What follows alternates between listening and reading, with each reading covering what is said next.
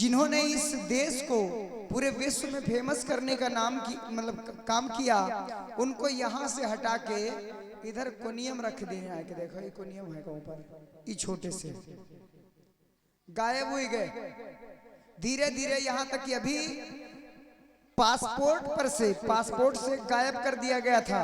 अशोक चिन्ह पासपोर्ट से गायब कर दिया गया था, लेकिन यहाँ के लोगों ने काफी संघर्ष किया तो फिर से लाया गया।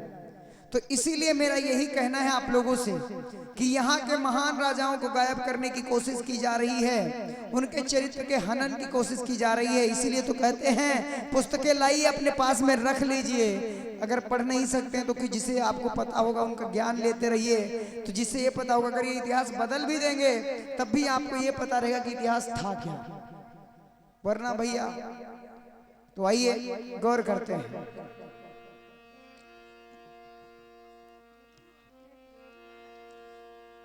तो विनय करूं कर जोर, सुनो सब भारत के वासी।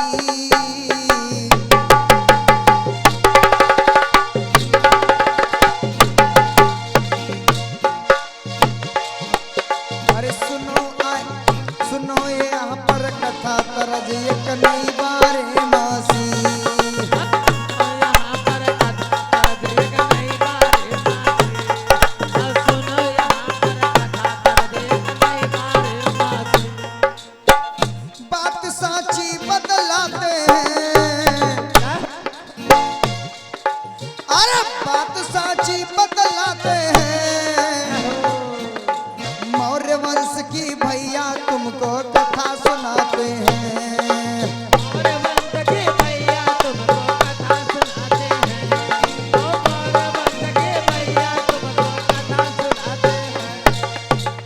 ध्यान सब दे देना भाई,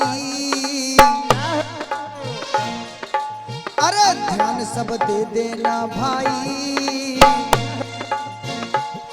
अरे सच्ची सारी बातें रहे हम तुमको बतलाई।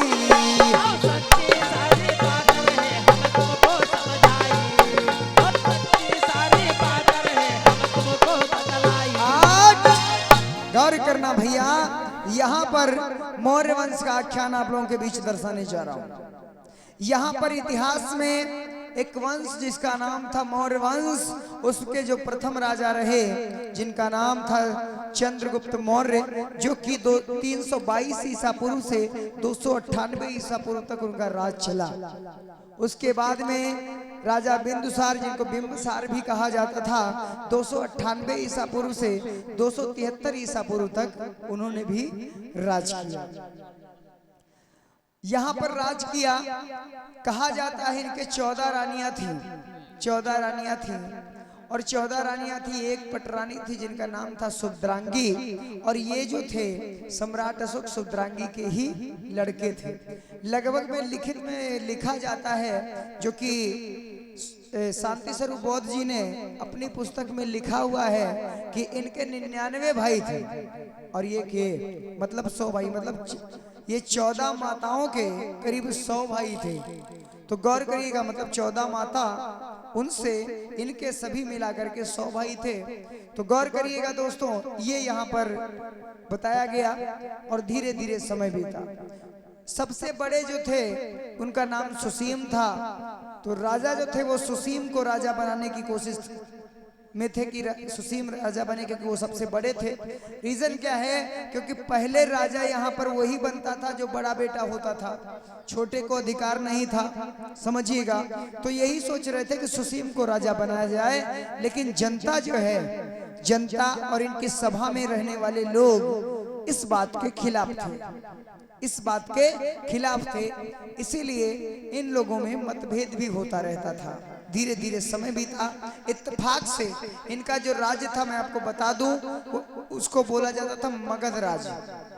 इस मगध पर बड़े बड़े लोगों ने राज किया है। मौर्य वंश से पहले यहाँ पर महापद्म नंद और उनके 8 लड़के, जिनका अंतिम शासक जो कि धनानंद था, जिसको मारा था चंद्रगुप्त मौर्य ने, उनसे पहले सॉरी शिशुपाल वंश का यहाँ पर राज चलता था। शिशुपाल वंश का यहाँ पर खात्मा किया था महापद्म नंद ने, और महापद्म नंद के वंश यानी धनानंद को खत्म किया था यहाँ पर चंद्रगुप्त मौर्य ने, और चंद्रगुप्त मौर्य के वंश को यहाँ पर खत्म किया था इसी मगध राज में पुष्पमित्र शुंग ने। तो यहाँ इस मगध राज को इसलिए लोग ज्यादा हथियाने की कोशिश में लगे थे क्योंकि मगध राज उस समय का सबसे विकसित राज्य हुआ करता था। मगध राज की राजधानी थी जिसको आज के समय में पटना कहा जाता है। पटना में एक छोटी सी जगह बना दी गई है पाटलिपुत्र नाम की, वैसे पूरे उस जगह को जिसको पटना कहा जाता है उसी को पाटलिपुत्र कहा जाता था। बिहार में जगह पड़ती पटना, उसी को पाटलिपुत्र कहा जाता था, उसी को वही राजधानी थी मगध की। तो गौर करिएगा ये कहानी। और उस समय पर जी का आज समय अयोध्या कहा तो भैया ये उस समय पर साकेत हुआ करती थी। अयोध्या रहे नहीं करे, जनते नहीं रहे कोई। हाँ तो आइए गौर करते हैं। साकेत नगरी हुआ करती थी। तो धीरे धीरे समय बीता और धीरे धीरे समय बीतने के साथ साथ में उसी पाटलिपुत्र में दो परिवारों में झगड़ा हो गया। जब झगड़ा हो गया राजा साहब ने सोचा कि क्या करें। बोले कि यही मौका है, इसी से पता चल जाएगा कि योग्य शासक कौन बन सकता है। तो सबसे पहले सुसीम को भेजा। सुसीम बड़े थे, सोचते थे जीत जाएगा, मतलब शांत करवा देगा झगड़ा, और ये शर्त में जीतेगा तो इसको मैं राजा बना दूंगा, नहीं तो हमें सेनापति और अन्य लोगों की भी बात माननी पड़ेगी। लेकिन क्या हुआ, सुसीम से झगड़ा शांत नहीं हुआ। फिर क्या हुआ, दोबारा से फिर से भेजा गया सुसीम को, फिर भी शांत नहीं हुआ। बाद में अशोक गए तो वहां पर झगड़ा शांत हो गया। तो इस पर और प्रेम बढ़ गया अशोक का। इधर क्या हुआ, इनके जो भाई थे वो सोचने लगे कि अगर मैं बड़ा हूं मुझे राज्य नहीं मिलेगा, अशोक को राज्य मिलेगा, तो ये सरासर गलत है, मुझे राज्य मिलना चाहिए। इधर क्या हुआ भैया, राजा जो थे जिनको अशोक कहा जाता था, कहना है अरे बड़े वीर बराबरी के नहीं छोड़े, जो उनके ढींग कहे तलवार। अरे चौड़ी छाती है नाहर की, बिरना ध्यान बिसरी नहीं जाए।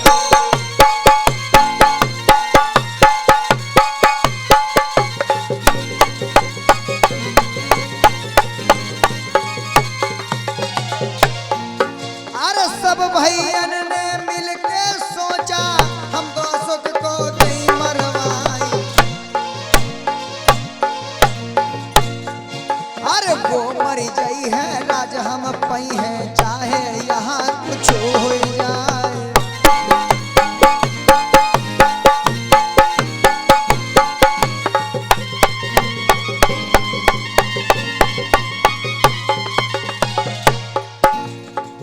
अरे करी चढ़ाई जब अशोक पे, सुन लो बिरना कही हमारी।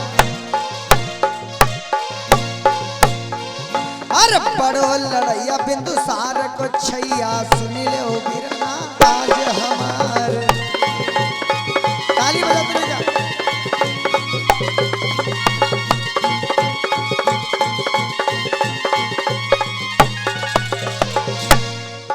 अरे भपड़ कट गौरण खेतन में, सरसर मूड़ कटती है आई।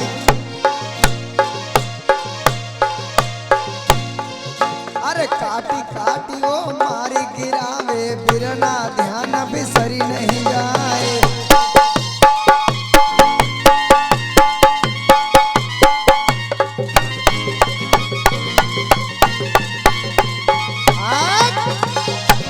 यहाँ पर भैया सम्राट अशोक ने अपने भाइयों का कत्ल कर दिया, और जैसे ही ये बात लोगों को पता चली तो लोग भैया त्राही त्राही करने लगे, सोचने लगे ये तो बड़ा क्रूर आदमी है जिसको मैंने यहाँ पर राजा चुनने की बात करी है। अब लोग दहशत में आने लगे। जब दहशत में आने लगे भैया गौर करिएगा, सोचने लगे क्या करें क्या ना करें। इधर जब कोई नहीं बचा तो राजा मतलब अशोक को राजा बनाया गया। 34 साल की उम्र में इनको राजा बनाया जाता है, सम्राट अशोक को। इधर सम्राट अशोक ने जगह जगह पर आक्रमण करके अपने राज्य को मिलाने में बढ़ाने में कोई कसर नहीं छोड़ी, राज बढ़ता चला गया।